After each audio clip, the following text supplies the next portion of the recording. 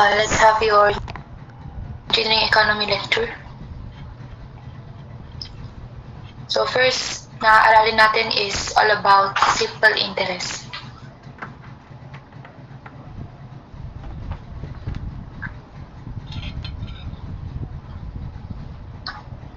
Yan, I know everyone is interested sa topic natin kasi about pera po siya and we can all relate. So, meron tayong mga variables na gagamitin. I tapos N. So, ito yung ating interest rate and N is number of years.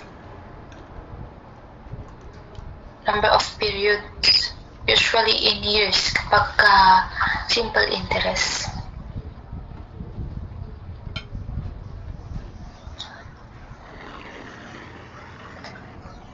So, pag sinabing interest lang, ano yung itinuro?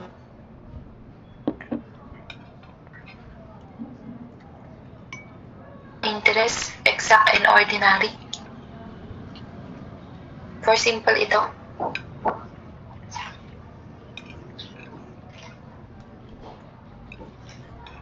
Though both exact and ordinary, same lang naman yung formula. I is equal to PI N. Interest is equal to present value, kung ilan yung pinahiram,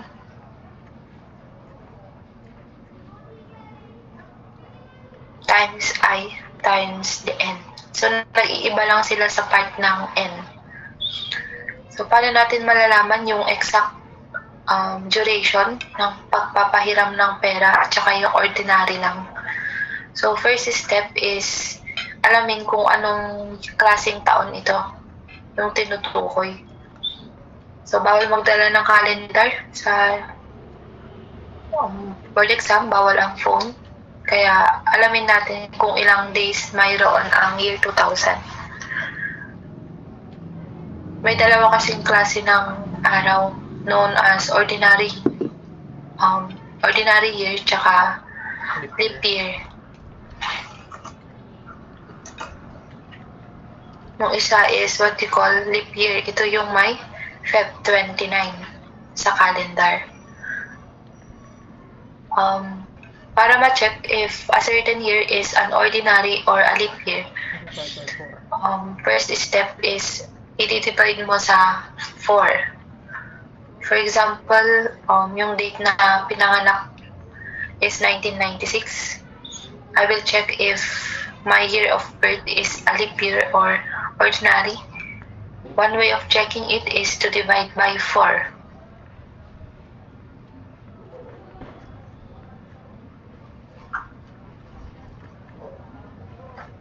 Okay, so 0, ibig sabihin walang remainder. Okay? Therefore, 1996 is a leap year. Pagka naman hindi na di-divide by 4, may remainder siya, sigurado na yung 1997. Okay? Hindi, ordinary na lang siya na year. Kasi may remainder na yan. Now, pag ordinary year, ang i-consider lang ninyo is for ordinary simple interest, always use 360 days. Whereas, pagka ganito na lang. Ay, 365 days pala to, di ba? Yung 1996, kasi leap year siya, nagiging 366 days. So, dito tayo kukuha ng value for exact. Ibig sabihin kasi, exact na taon.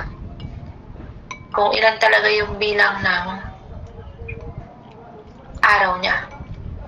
Now, pagka century year, ending with 20, hindi divided by 4. Ang gagawin is divided by 400. Ay, tandaan po yun. Not divided by 4, but 400 pag century years, ending with 2 zeros. So, dito, exact na ulit na 5, walang remainder, kaya si year 2000 is a leap year.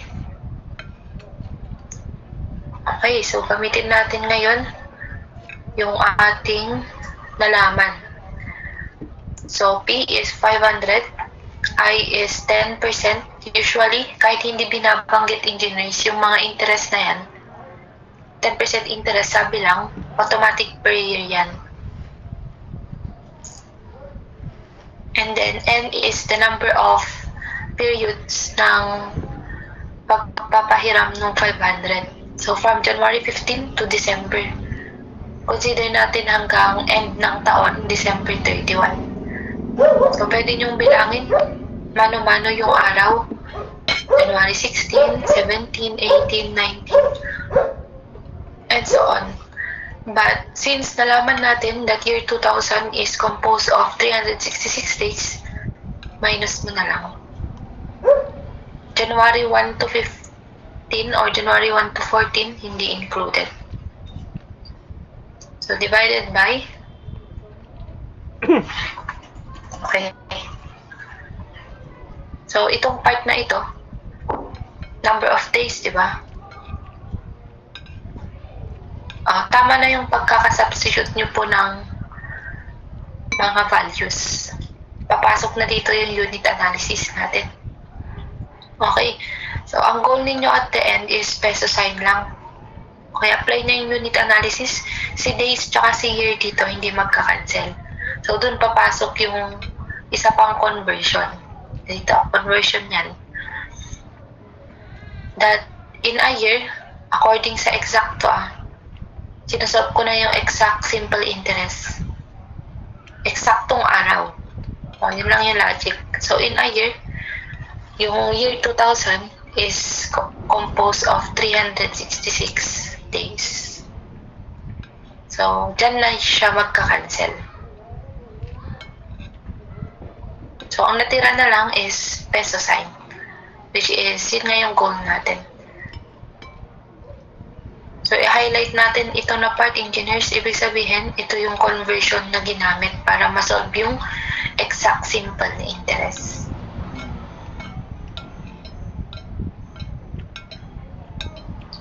Okay. So, ilan to?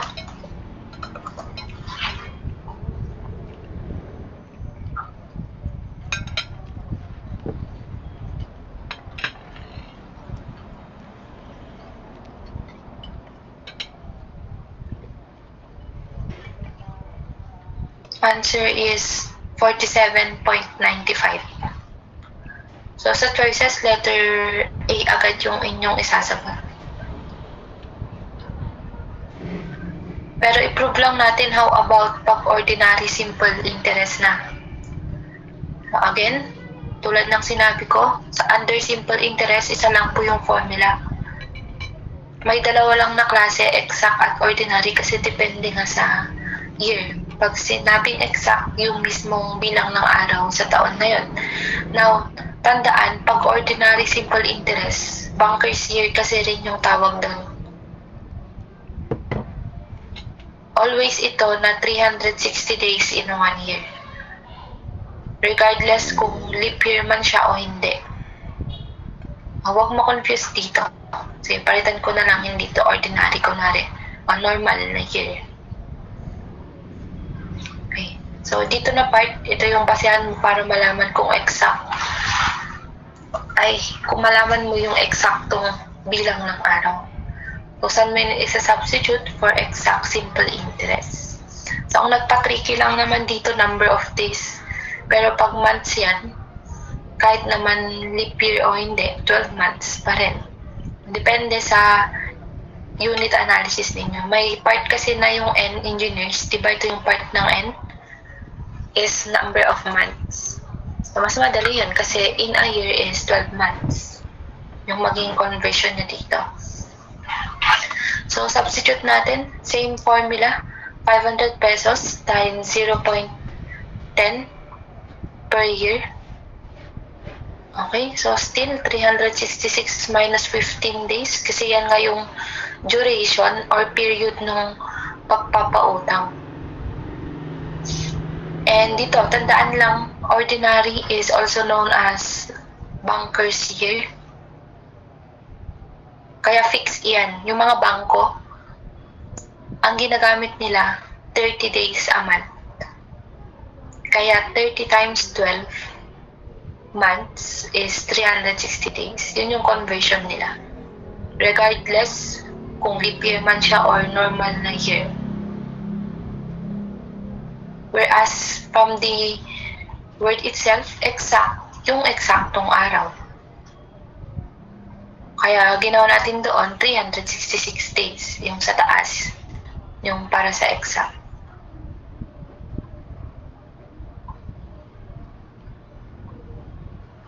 So this is conversion for ordinary. Na-try natin.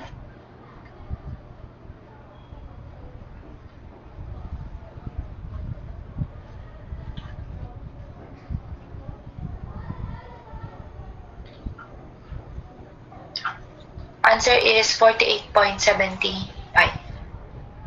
So, still malapit pa rin naman sa letter A, yung sagot. So, ito, interest lang, engineers. Kumbaga, gain lang. Pag tinanong kung magkano yung babalik na pera sa future or at the end of December 31, gamitin nyo na yung isa pang formula ng simple interest. F is equal to P plus I. Diba yan naman talaga yung logic pag nagpapautang? Yung pinautang mo na halaga, P yun, plus yung interest. Kaya ang babalik dun sa nagpahiram is 547.95. Okay, same lang din iyan sa nakikita nyo na F is equal to P, 1 plus I, N. So, yan po ang formula ng simple interest. Dalawa lang.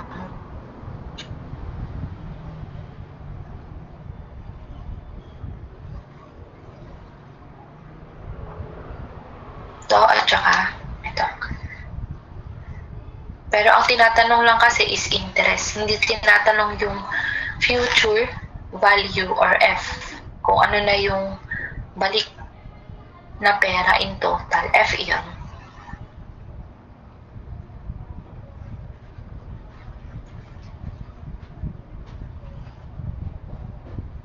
Next tayo, number 2.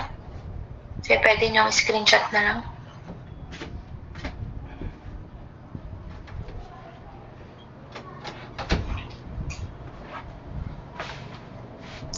In how many years will the investment double in value at 5% simple interest rate? So, remind ko lang, nasa simple interest topic pa lang tayo. And tulad ng binanggit natin sa formula 2, F is equal to P, 1 plus I, N. Recall lang natin, this is future value and then present na value, which is logic lang, yung F mas malaki kay P. Kasi yung F with interest na yan, balik na pera in the future, which is mas malaki na, diba? So, sabi dito sa case natin, magdodoble daw compared nung initial or yung dating halaga niya. So, kung P siya dati, yung babalik na pera is twice P because it will double. 1 plus simple interest, 5%. I-practice nyo pong mag-unit analysis, laging lagyan to ng unit. Per year yan, kahit hindi binabanggit. Kasi tandaan po, ang simple interest, applicable nga ito sa mga bangko. More on 1 year reference kasi lang sila. Kung meron man mag-exit ng isang taon, mga 1 kalahati, so hindi masyadong sumusobra or malaking or maraming taon. Makita nyo dito sa answer natin later on. What is N equal to? So cancel. 2 equals 1 plus 0.05 N. So, solve natin what is N. Pwede kayong mag-shape solve na. Or divide nyo na lang. 1 divided by 0.05. N is 20 years. Okay, ito na po yung reason bakit ang simple interest, konti lang dapat yung duration ng pagpapautang kapag simple interest na mode. Kasi matagal po ang paglaki ng pera pag simple interest. Tignan nyo, magdodoble pa lang after 20 years. So, hindi advisable na simple interest yung ginamit mong paraan tapos ang tagal-tagal. So, mga 1 year, pwede na yun. 1.5 year, pwede rin, or 2 years, ganyan. Pero pag sobra ng tagal ng pautang, lugi naman yung nagpautang. Kaya ginagamit yung isa pang type ng interest. Aralin natin mamaya.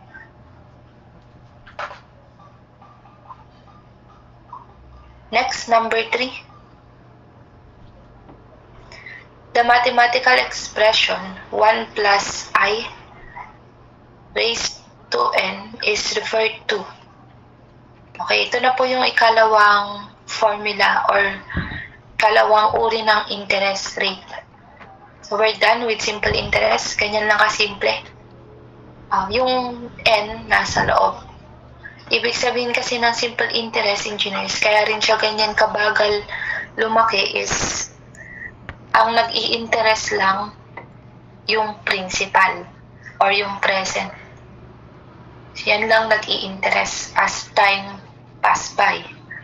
Whereas, itong ikalawang aaralin natin na klase is known as compound interest. Ito, mas mabilis yung galaw ng pera and ito yung ginagamit commercially ng maraming mga businessman. Compound interest.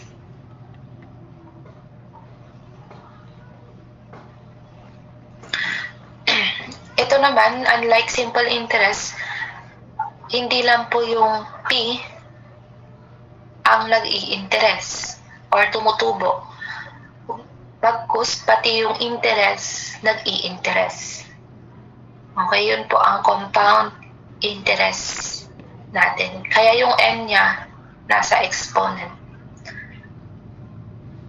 Exponential yung paglaki ng pera sa compound interest. So, ito lang yung gagamitin natin formula all throughout.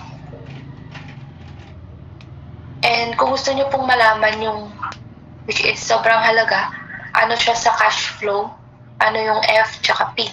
For example po, ito yung ating cash flow, year 0 ito, itong bilog dyan. Ibig sabihin, at present.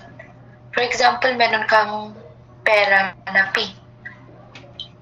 1,000. Yung paggamit po ng mga formula na yan, at saka yung ginamit natin dito kanina, yan, yung under simple interest, yung formula po na yan is one way of projecting money from present to future or future to present. So, kunwari gusto mong malaman yung future value ni 1,000, yan yung gagamitin mong formula. Which is, tama naman, di ba? Yung 1,000 may halaga na yan in the future. So, if you want to know its future value, gamitin mo po itong formula na to in which exponent n is positive. Okay, so i-practice nyo lang yan para sa Caltech natin mamaya, madalian po kayo. Ulitin ko lang, pag pa-future yung projection ng pera, ang exponent lang is positive. Kasi nga, papalakihin mo yung pera, di ba? After how many years, sabihin mo na, F yun. Para lumaki, syempre, positive exponent. Pero pag pabaliktad naman, engineers, for example, may pera ka na 1,000 noong after 20 years. Gusto mong malaman, so yeah, future value, di ba? Gusto mong malaman ngayon yung present value niya years ago. Okay? So still, may halaga po yan. Tapos sobrang helpful po ng projection ng pera later on. Kasi di ba pag nagpo-project tayo ng pera, nape-predict natin ano yung halaga niya sa bawat taon. na gusto mong malaman. So, ito lang din yung logic. Pag gusto mong malaman naman yung future value, yung present value ni f, that is 1 plus I, this time negative n. Actually, same lang yung formula na to. Same lang yan. Kahit divide mo by ito. Diba, ang labas lang naman yan, f is equal to 1 plus I raised to n equals p, which is ito nga yan. And 1 plus I raised to n, pag itataas mo kasi, nagiging negative exponent. Okay? Same lang po yan. Bale, pinakita lang natin yung technique or logic pag gusto mong ipapresent yung halaga ng pera, ang tendency lang negative exponent. Present projection.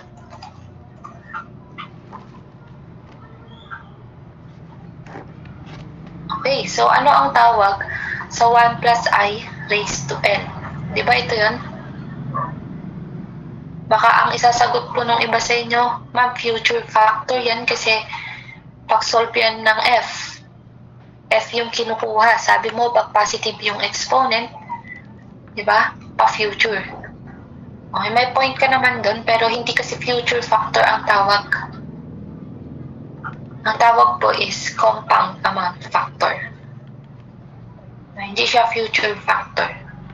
Though may point ka naman. Na pa-future pag positive n.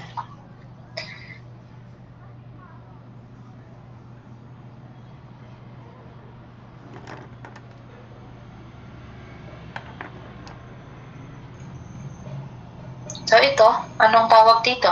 Paano pag tinanong what is 1 plus I raised to negative n?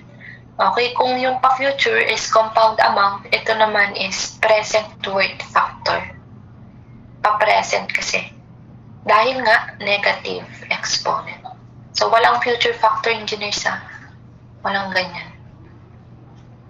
Pero may present worth factor. Sa naririnig yun sa mga nag-exam, meron pong engineering economy sa exam, kaya i-master natin yung mga basics para makuha nyo yung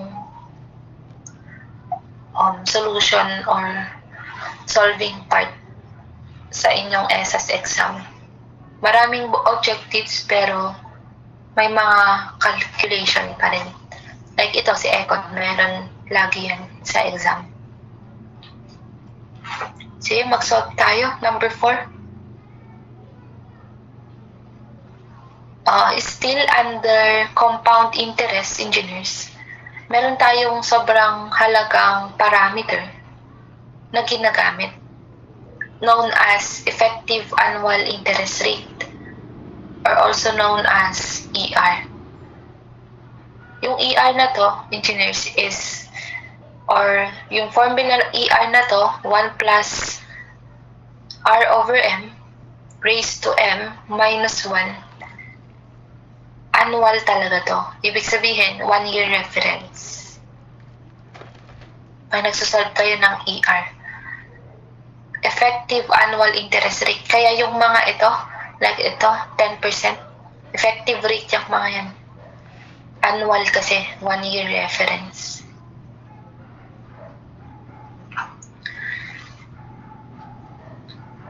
So, meron naman tayong tinatawag na ano naman tong R at saka M. So, yung mga nakikita nyo po sa problem na mga interest, usually, this one is known as nominal interest. Hindi pa sila effective. Nominal pa lang. And ang clue ninyo, para malaman kung nominal siya, is followed by this word, compounded. Okay? Yung nominal interest, i-divide mo pa kasi kay M. M is the compounding period. And I hope nagbasa kayo dun sa handouts or formula book ninyo about dito.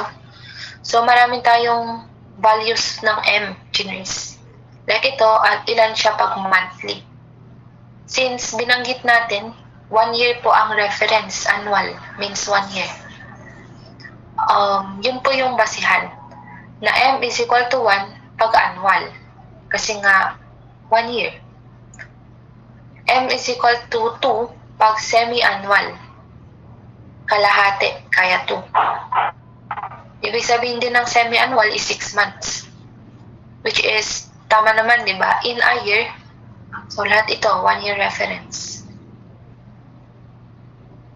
Tama naman, di ba? In a year, you have 2 6 months or 2 semi-annuals. Ano pa yung mga common? M is equal to 3 or M is equal to 4. Quarterly naman to. Quarterly is 3 months kasi yan. 1 quarter is 3 months.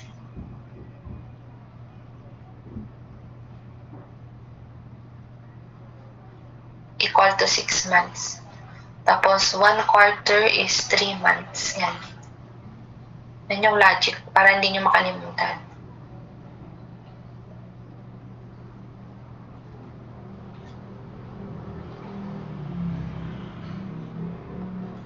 Ano pa? Siyempre, meron tayong monthly.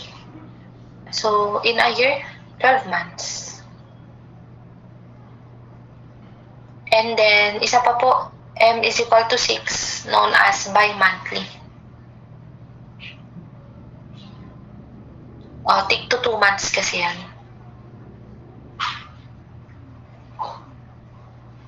Kaya 6 siya sa loob ng isang taon. So, yan po yung mga common na ating gagamitin.